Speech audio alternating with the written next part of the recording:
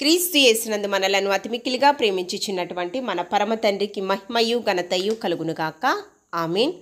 ప్రవక్త అయినటువంటి దానియేలు గారికి అపోస్తులైనటువంటి యోహాను గారికి ఉన్నటువంటి పోలికలను, అదేవిధంగా దానియేలు గ్రంథము, ప్రకటన గ్రంథానికి ఉన్నటువంటి ప్రత్యేకతను మన వాక్యానుసారంగా ధ్యానం చేద్దాము.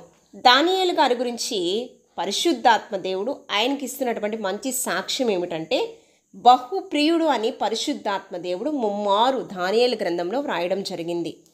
దానియేలు గ్రంథము 9వ అధ్యాయము 23వ వచనము.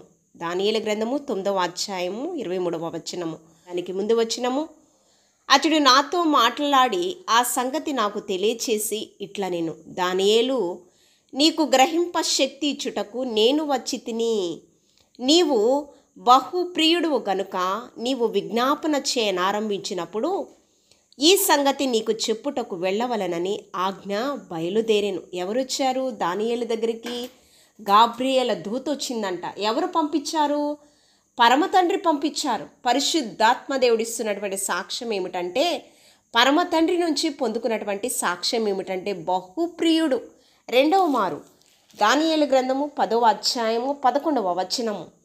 దానియేలు, నీవు బహుప్రియుడువు కనుక నేను నీ యొద్దకు పంపబడి తిని, నీవు లేచి నిలవబడి నేను నీతో చెప్పు మాటలు తెలుసుకొనమనెను. అతడి మాటలు నాతో చెప్పగా నేను వణకుచూ నిలవబడి తిని. మరొక మారు దూత దానియేలు యొద్దకు పంపబడి ఉన్నది. దూత ఇస్తున్నటువంటి సాక్ష్యము, నీవు బహుప్రియుడవు. ముమ్మారు దానియేలు గ్రంథము 10వ అధ్యాయము 19వ వచనం. అతడు మరలా నన్ను ముట్టి నన్ను బలపరిచి, నీవు బహుప్రియుడవు, భయపడకుము, నీకు శుభముగాక, ధైర్యము తెచ్చుకొమ్మని నాతో చెప్పెను.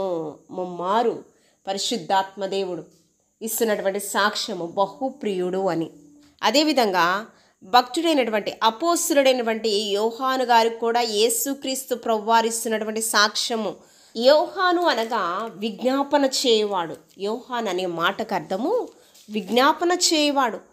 యేసుక్రీస్తు ప్రభువారి ఎదుట, పరిశుద్ధాత్మ దేవుని ఎదుట పొందుకున్నటువంటి సాక్ష్యం ఏమిటంటే, చూడండి, యోహాను సువార్త 13వ అధ్యాయం 23వ వచనము. ఆయన శిష్యులలో యేసు ప్రేమించిన యొక్కడు యేసు రొమ్మున ఆనుకొనుచుండెను. ఎవరండి? 12 మంది శిష్యులలో యేసు ప్రేమించిన యొక్కడు అనగా ఎవరు? యోహాను గారు. యేసు ప్రేమించిన శిష్యుడు యోహాను. ఈయన ఎక్కడ ఆనుకుని ఉన్నాడంట? యేసు రొమ్మున ఆనుకొనుచుండెను.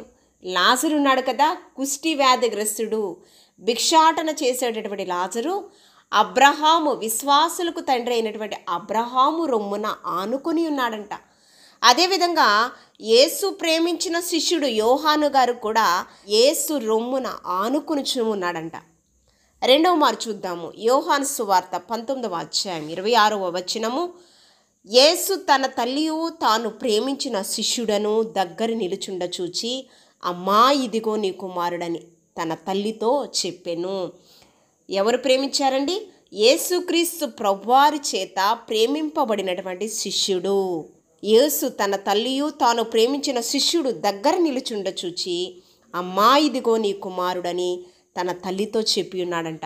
మూడో మారు యోహాను సువార్త 21వ అధ్యాయం 20వ వచనంలో, పేతురు వెనుకకు తిరిగి, యేసు ప్రేమించిన వాడును భోజన పంక్తిని ఆయన రొమ్మున ఆనుకొని, ప్రభువా, నిన్ను అప్పగించు వాడెవడని అడిగిన వాడునైన శిష్యుడు తమ వెంట వచ్చుట చూచెను.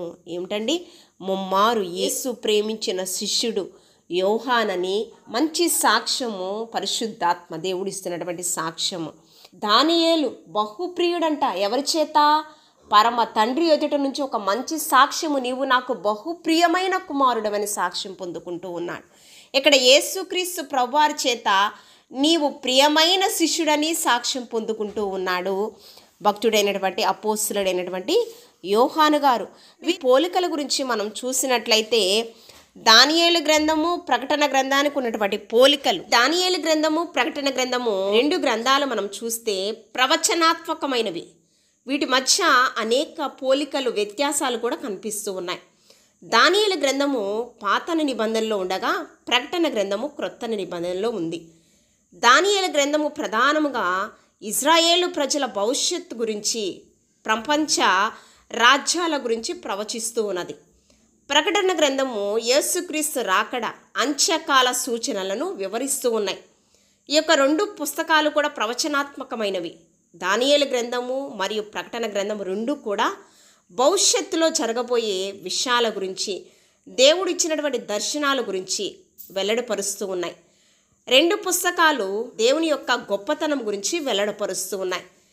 ఈ 2 పుస్తకాలు కూడా సమస్తానికి అధిపతి, ఆయన సంకల్పం చొప్పున మనం ఏ విధంగా జీవించాలి అనే దాని గురించి చాలా స్పష్టంగా తెలియపరుస్తూ ఉన్నాయి. దుష్టత్వంపై దేవుని విషయాన్ని మనకి సూచిస్తూ ఉన్నాయి. దానియేలు గ్రంథంలో దేవుడు విగ్రహాలను పగలగొట్టి తన ప్రజలను ఏ విధంగా రక్షిస్తూ ఉన్నాడు. ప్రకటన గ్రంథంలో క్రీస్తు దుష్టత్వాన్ని జయించి తన రాజ్యాన్ని ఏ విధంగా స్థాపించాడనే దాని గురించి తెలియపరుస్తూ ఉన్నాయి. ప్రజలేమి నేడు కడవరి దినాలలో మనమందరము కూడా విశ్వాసములో స్థిరులుగా మనం జీవిస్తూ ఉన్నట్లయితే, క్రీస్తుని కేంద్ర బిందువుగా కలిగి ఈ లోకంలో మనం జీవించినట్లయితే, దేవుని యొక్క చిత్తానుసారంగా జీవించినట్లయితే శాశ్వతంగా జీవిస్తాము అనే దాని గురించి తెలియపరుస్తూ ఉన్నాయి. ఈ దానియేలు గ్రంథము బబులోను బానిసత్వం కాలంలో వ్రాయబడి ఉన్నది. ప్రకటన గ్రంథము మొదటి దశాబ్దంలో వ్రాయబడి ఉన్నది. దానియేలు గ్రంథం ప్రధానంగా ప్రపంచ రాజ్యాల గురించి, ఇజ్రాయేలు ప్రజల యొక్క భవిష్యత్ గురించి ప్రస్తావించడం జరిగింది. ప్రకటన గ్రంథం యొక్క ప్రత్యేకత గురించి మనం ఆలోచన చేస్తే, యేసుక్రీస్తు 2వ రాకడ గురించి, అంత్యకాల క్రీస్తు గురించి ప్రస్తావించడం జరిగింది. దానియేలు గ్రంథము దృశ్యాల ద్వారా, కథల ద్వారా, ఇది దర్శనాల ద్వారా బోధిస్తూ, దానియేలు గ్రంథంలో ఉన్నటువంటి ప్రవచనాలు నెరవేరుతూ ఉన్నాయి. ఈ కడవరి దినాలలో కూడా ఇంకా నెరవేర్చబడవలసిన పరిస్థితి కూడా ఉంది. దానియేలు గ్రంథం, ప్రకటన గ్రంథం 2 కూడా అంత్యకాల క్రీస్తుని గురించే ప్రవచిస్తూ ఉన్నాయి. దానియేలు గ్రంథము 7వ అధ్యాయం 8వ వచనంలో, నేను ఈ కొమ్ములను కనిపెట్టగా ఒక చిన్న కొమ్ము వాటి మధ్యను లేచెను. దానికి స్థలం ఇచ్చుటకై ఆ కొమ్ములలో 3 పెరికి వేయబడినవి. ఈ కొమ్మునకు మానవుల కన్నుల వంటి కన్నులను, గర్వముగా మాటలాడు నోరును ఉండేను.